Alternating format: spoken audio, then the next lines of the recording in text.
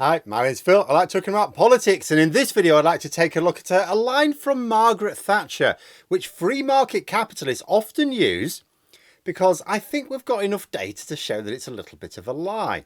The line is, the problem with socialism is that you eventually run out of other people's money.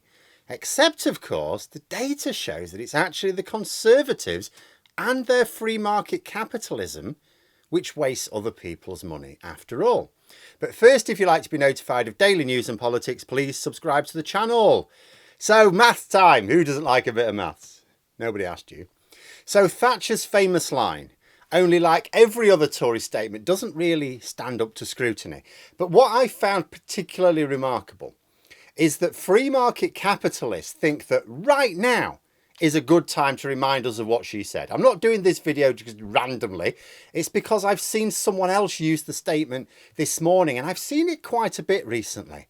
And I'm thinking, we've got the highest rate of tax in generation, famously, the highest rate of tax since the immediate post-war rebuilding period. Public services are all in a desperate state of disrepair, so it's not like we're spending money on them. Shortfalls in staff have been known about for some time, but now the very buildings they work in are literally collapsing around them. You know, the meme of the dog in a burning house proclaiming that things are fine has never been so apt. I've said that I believe Labour should be asking as many voters as possible what value they are getting for their taxes under the Tories. After all, it's not like the Tories are saying that, well, you're paying less tax, so of course you have to expect, you know, lower public services. We're giving you more money in your pockets to go private. That's what they'd like to be able to say. But we're all paying a higher rate of tax. Let me show you. So I carried out a little calculation. So I looked up the UK GDP in a number of important years stretching right back to 1974, which is when Ted Heath's Conservative government lost to Harold Wilson's Labour. I also found the total tax revenues for that year. Now I am going to point out the GDP is in US dollars. It is, whenever you try and find it from any official source, it's just in US dollars. The tax revenues are always in pound sterling. Now, I'm not going to try. I obviously can't do a straightforward conversion myself because they're not always going to be the same and you'll end up with something that's not true. And I don't want to find a source unless it's an official source that has those conversions because I don't know they've done them correctly. So I'm going to leave them as they are. That way the GDP is consistent and the tax revenues are consistent. It's just that they are each measured in different units of currency. So then I calculated a quotient of tax receipts, which is in GB pounds, to GDP in US dollars. So the smaller the value, the less tax we're paying as a share of our GDP. Now, if Thatcher's statement is true, in fact, if the general statement is true, because they come up with a few others, don't they? Oh, Labour, taxes spend, taxes spend. Like they cost you the pounds in your pocket. Oh, they take all your money and then they just fritter it away. That's what they like to say. Now, if that is true, if Thatcher's statement is true, we should see that the rate is rather high under Labour and low under the Conservatives, should we not? So as well as 1974, what were the other years I picked? So I picked 1979. That's when Labour lost to Thatcher. I picked 1987. Why did I do that? That was what Tories say was her peak.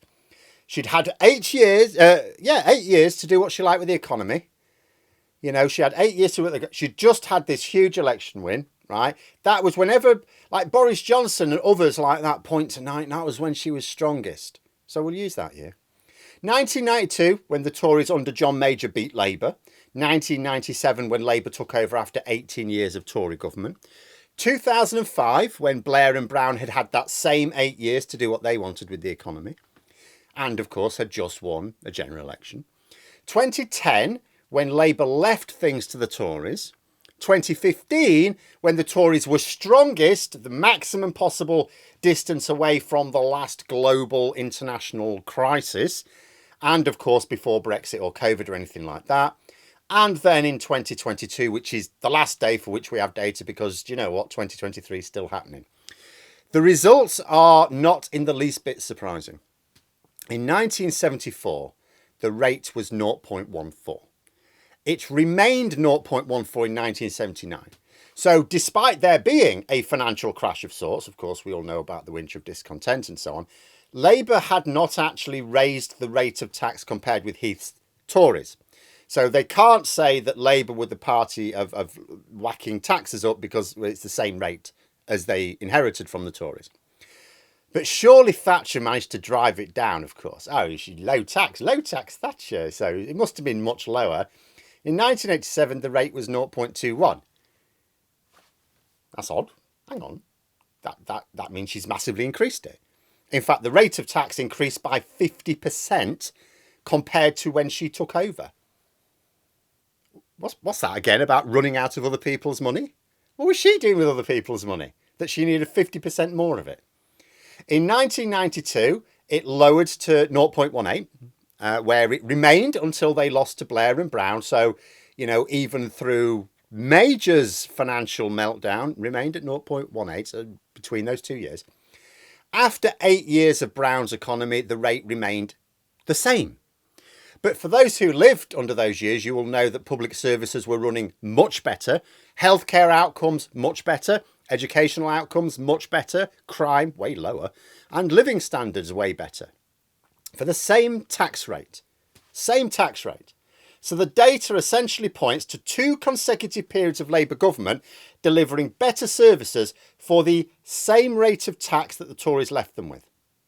Because I've said it before, Labour often have to be able to say to win power that they have to adopt the Tories' sort of taxation plans. Now, it doesn't mean to say they have to adopt their spending plans.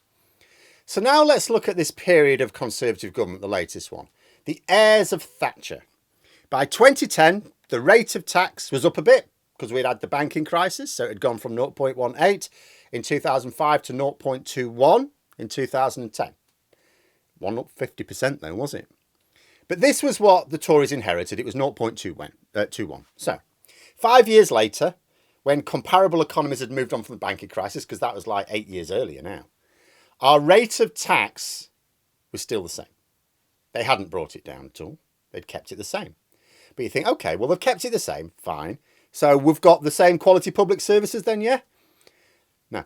The state of public services had badly declined even by 2015. The Tories were taxing us at the same rate as Labour at the end. But at the end, the NHS was considered, according to an international league table, the best healthcare system in the world. It was not in 2015, and it certainly is not now. Where was the money going?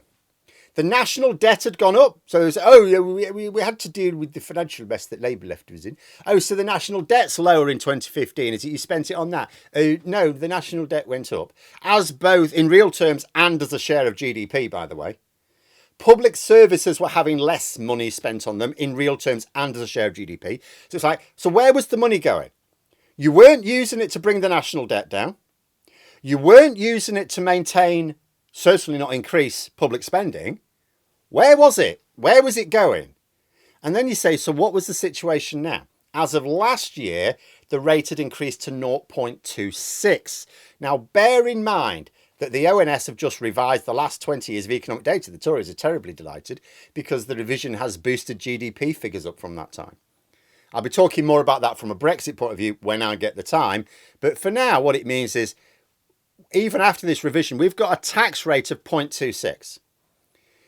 Labour left it at 0.21, and that was because you'll say, oh, the Tories have just had a financial meltdown. Yeah, they had the financial meltdown after 10 years in power, and they never brought it down in that time. Labour, it went up a little bit after their crash. This has now gone up much more to 0.26, using the quotient method I've described. By far and away the highest for generations. So with the Tories being efficient with money and all that, I'm assuming we must be getting marvellous value from these whack-eye taxes. No, of course not. You'll never convince people of that. Nothing works.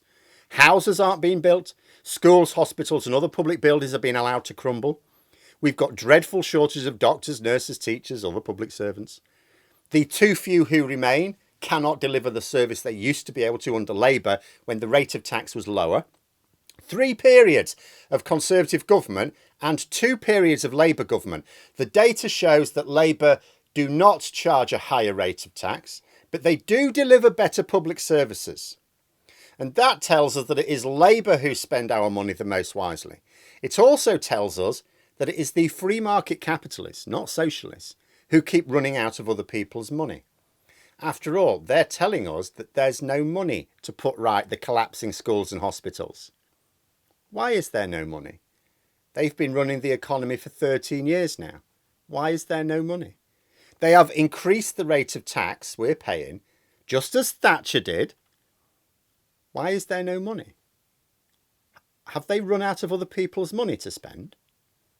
If I were one of these Thatcher cultists, I think I'd be keeping quiet about her famous statement. Probably best employed once people are taking Labour's improvements in government for granted. You know, after a few years and they've got used to the better quality public services and the Tories are whispering in their ears, oh, we could do this for less, you know, we could do this for less. I don't think the right time is when her children are sitting back with the country on fire at their hands. But there we are. Those are my thoughts. Let me know yours in the comments below. Hope you found the video interesting. If you did, please click the like button. And if you'd like to support the channel further, the join button for memberships. And until next time, I'll see you later.